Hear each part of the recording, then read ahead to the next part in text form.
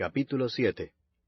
Porque este Melquisedec, rey de Salem, sacerdote del Dios Altísimo, que salió a recibir a Abraham que volvía de la derrota de los reyes, y le bendijo, a quien asimismo dio Abraham los diezmos de todo, cuyo nombre significa primeramente Rey de Justicia, y también Rey de Salem, esto es, Rey de Paz, sin padre, sin madre, sin genealogía, que ni tiene principio de días, ni fin de vida, sino hecho semejante al Hijo de Dios, permanece sacerdote para siempre.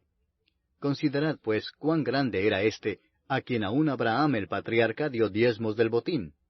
Ciertamente los que de entre los hijos de Leví reciben el sacerdocio, tienen mandamiento de tomar del pueblo los diezmos según la ley, es decir, de sus hermanos, aunque éstos también hayan salido de los lomos de Abraham. Pero aquel cuya genealogía no es contada de entre ellos, tomó de Abraham los diezmos y bendijo al que tenía las promesas. Y sin discusión alguna, el menor es bendecido por el mayor. Y aquí ciertamente reciben los diezmos hombres mortales, pero allí uno de quien se da testimonio de que vive. Y por decirlo así, en Abraham pagó el diezmo también Leví, que recibe los diezmos, porque aún estaba en los lomos de su padre cuando Melquisedec le salió al encuentro. Si pues la perfección fuera por el sacerdocio levítico, porque bajo él recibió el pueblo la ley, ¿qué necesidad habría aún de que se levantase otro sacerdote según el orden de Melquisedec y que no fuese llamado según el orden de Aarón? Porque cambiado el sacerdocio, necesario es que haya también cambio de ley. Y aquel de quien se dice esto es de otra tribu, de la cual nadie sirvió al altar. Porque manifiesto es que nuestro Señor vino de la tribu de Judá, de la cual nada habló Moisés tocante al sacerdocio. Y esto es aún más manifiesto si a semejanza de Melquisedec se levanta un sacerdote distinto, no constituido conforme a la ley del mandamiento acerca de la descendencia, sino según el poder de una vida indestructible. Pues se da testimonio de él, tú eres sacerdote para siempre, según el orden de Melquisedec. Queda pues abrogado el mandamiento anterior a causa de su debilidad e ineficacia, pues nada perfeccionó la ley, y de la introducción de una mejor esperanza, por la cual nos acercamos a Dios. Y esto no fue hecho sin juramento, porque los otros ciertamente sin juramento fueron hechos sacerdotes, pero éste, con el juramento del que le dijo, juró el Señor y no se arrepentirá. Tú eres sacerdote para siempre, según el orden de Melquisedec. Por tanto, Jesús es hecho fiador de un mejor pacto. Y los otros sacerdotes llegaron a ser muchos, debido a que por la muerte no podían continuar. Mas éste, por cuanto permanece para siempre, tiene un sacerdote inmutable, por lo cual puede también salvar perpetuamente a los que por él se acercan a Dios, viviendo siempre para interceder por ellos. Porque tal sumo sacerdote nos convenía, santo, inocente, sin mancha, apartado de los pecadores, y hecho más sublime que los cielos, que no tiene necesidad cada día, como aquellos sumos sacerdotes, de ofrecer primero sacrificio por sus propios pecados, y luego por los del pueblo, porque esto lo hizo una vez para siempre, ofreciéndose a sí mismo. Porque la ley constituye sumos sacerdotes a débiles hombres, pero la palabra del juramento, posterior a la ley, al Hijo, hecho perfecto para siempre. Capítulo 8. Ahora bien, el punto principal de lo que venimos diciendo es que tenemos tal sumo sacerdote, el cual se sentó a la diestra del trono de la majestad en los cielos, ministro del santuario y de aquel verdadero tabernáculo que levantó el Señor y no el hombre. Porque todo sumo sacerdote está constituido para presentar ofrendas y sacrificios, por lo cual es necesario que también éste tenga algo que ofrecer.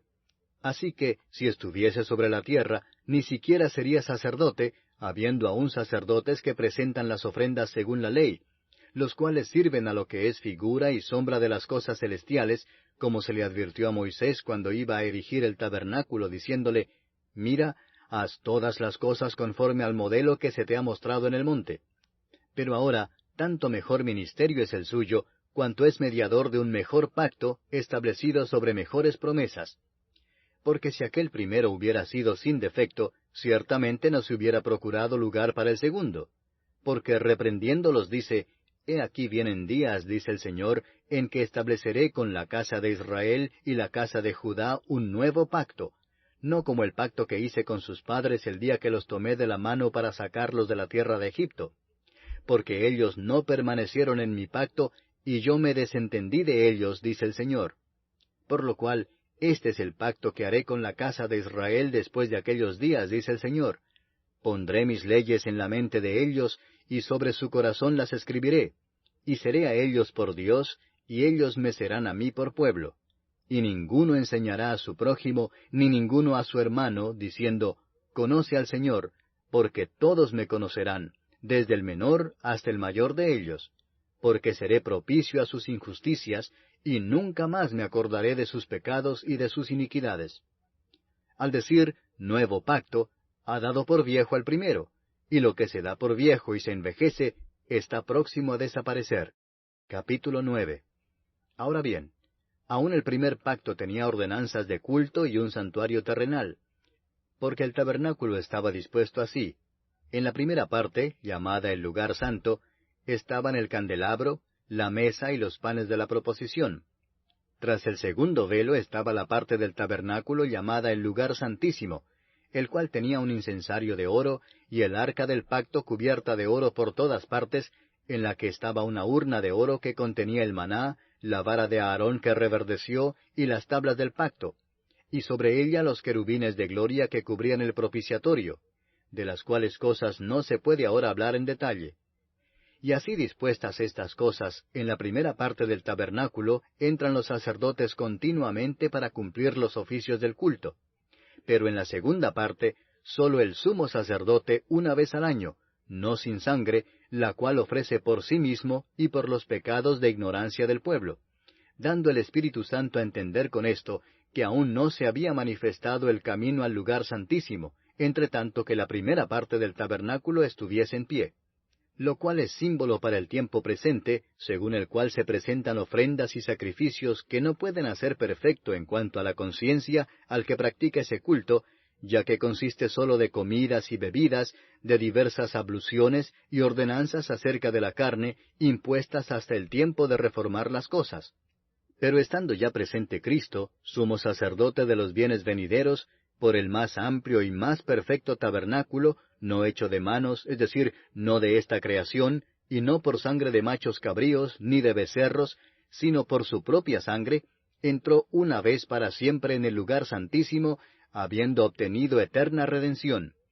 Porque si la sangre de los toros y de los machos cabríos, y las cenizas de la becerra, rociadas a los inmundos, santifican para la purificación de la carne, cuánto más la sangre de Cristo, el cual mediante el Espíritu Eterno se ofreció a sí mismo sin mancha a Dios, limpiará vuestras conciencias de obras muertas para que sirváis al Dios vivo. Así que, por eso es mediador de un nuevo pacto, para que interviniendo muerte para la remisión de las transgresiones que había bajo el primer pacto, los llamados reciban la promesa de la herencia eterna. Porque donde hay testamento, es necesario que intervenga muerte del testador, porque el testamento con la muerte se confirma, pues no es válido entre tanto que el testador vive, de donde ni aun el primer pacto fue instituido sin sangre, porque habiendo anunciado Moisés todos los mandamientos de la ley a todo el pueblo, tomó la sangre de los becerros y de los machos cabríos, con agua, lana escarlata e hisopo, y roció el mismo libro y también a todo el pueblo, diciendo, Esta es la sangre del pacto que Dios os ha mandado. Y además de esto, roció también con la sangre el tabernáculo y todos los vasos del ministerio. Y casi todo es purificado, según la ley, con sangre, y sin derramamiento de sangre no se hace remisión. Fue pues necesario que las figuras de las cosas celestiales fuesen purificadas así, pero las cosas celestiales mismas con mejores sacrificios que éstos. Porque no entró Cristo en el santuario hecho de mano, figura del verdadero, sino en el cielo mismo para presentarse ahora por nosotros ante Dios, y no para ofrecerse muchas veces, como entra el sumo sacerdote en el lugar santísimo cada año con sangre ajena. De otra manera le hubiera sido necesario padecer muchas veces desde el principio del mundo, pero ahora, en la consumación de los siglos, se presentó una vez para siempre por el sacrificio de sí mismo, para quitar de en medio el pecado. Y de la manera que está establecido para los hombres que mueran una sola vez, y después de esto el juicio, así también Cristo fue ofrecido una sola vez para llevar los pecados de muchos, y aparecerá por segunda vez sin relación con el pecado, para salvar a los que le esperan. Capítulo 10.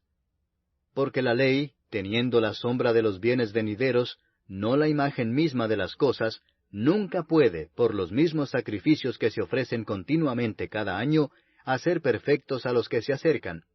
De otra manera cesarían de ofrecerse, pues los que tributan este culto, limpios una vez, no tendrían ya más conciencia de pecado.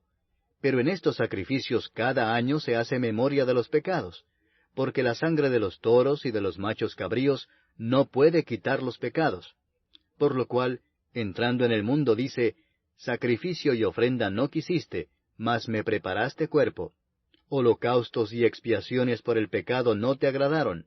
Entonces dije, he aquí que vengo, oh Dios, para hacer tu voluntad, como en el rollo del libro está escrito de mí. Diciendo primero, sacrificio y ofrenda y holocaustos y expiaciones por el pecado no quisiste, ni te agradaron, las cuales cosas se ofrecen según la ley, y diciendo luego, he aquí que vengo, oh Dios, para hacer tu voluntad, quítalo primero para establecer esto último. En esa voluntad somos santificados mediante la ofrenda del cuerpo de Jesucristo, hecha una vez para siempre. Y ciertamente todo sacerdote está día tras día ministrando y ofreciendo muchas veces los mismos sacrificios, que nunca pueden quitar los pecados. Pero Cristo, habiendo ofrecido una vez para siempre un solo sacrificio por los pecados, se ha sentado a la diestra de Dios, de ahí en adelante esperando hasta que sus enemigos sean puestos por estrado de sus pies. Porque con una sola ofrenda hizo perfectos para siempre a los santificados. Y nos atestigua lo mismo el Espíritu Santo, porque después de haber dicho, este es el pacto que haré con ellos después de aquellos días, dice el Señor, pondré mis leyes en sus corazones, y en sus mentes las escribiré, añade, y nunca más me acordaré de sus pecados y transgresiones. Pues donde hay remisión de estos, no hay más ofrenda por el pecado. Así que, hermanos, teniendo libertad para entrar en el lugar santísimo por la sangre de Jesucristo, por el camino nuevo y vivo que Él nos abrió a través del velo, esto es, de su carne, y teniendo un gran sacerdote sobre la casa de Dios, acerquémonos con corazón sincero, en plena certidumbre de fe, purificados los corazones de mala conciencia y lavados los cuerpos con agua pura. Mantengamos firme sin fluctuar la profesión de nuestra esperanza, porque fiel es el que prometió. Y considerémonos unos a otros para estimularnos al amor y a las buenas obras, no dejando de congregarnos, como algunos tienen por costumbre, sino exhortándonos, y tanto más cuanto veis que aquel día se acerca. Porque si pecaremos voluntariamente después de haber recibido el conocimiento de la verdad, ya no queda más sacrificio por los pecados, sino una horrenda expectación de juicio y de hervor de fuego que ha de devorar a los adversarios. El que viola la ley de Moisés, por el testimonio de 2 o de 3 testigos, muere irremisiblemente. ¿Cuánto mayor castigo pensáis que merecerá el que pisoteare al Hijo de Dios, y tuviere por inmunda la sangre del pacto, en la cual fue santificado, e hiciere afrenta al Espíritu de gracia? Pues conocemos al que dijo, mía es la venganza, yo daré el pago, dice el Señor. Y otra vez, el Señor juzgará a su pueblo. Horrenda cosa es caer en manos del Dios vivo. Pero traed a la memoria los días pasados, en los cuales, después de haber sido iluminados, sostuvisteis gran combate de padecimientos. Por una parte, ciertamente, con vituperios y tribulaciones fuisteis hechos espectáculo, y por otra, llegasteis a ser compañeros de los que estaban en una situación semejante. Porque de los presos también os compadecisteis, y el despojo de vuestros bienes sufristeis con gozo, sabiendo que tenéis en vosotros una mejor y perdurable herencia en los cielos. No perdáis pues vuestra confianza, que tiene grande galardón, porque os es necesaria la paciencia, para que habiendo hecho la voluntad de Dios, obtengáis la promesa. Porque aún un poquito, y el que ha de venir vendrá, y no tardará. Mas el justo vivirá por fe, y si retrocediere, no agradará a mi alma. Pero nosotros no somos de los que retroceden para perdición, sino de los que tienen fe para preservación del alma. ¿Buscas una iglesia cristiana en donde congregarte? Te invitamos a nuestra iglesia bautista, ubicada en la carrera 50, número 5270, en Bello, Antioquia. Estamos ubicados al frente del nuevo Palacio Municipal. Nuestras celebraciones son los sábados a las 7 de la noche y los domingos a las 9 de la mañana. ¡Te esperamos!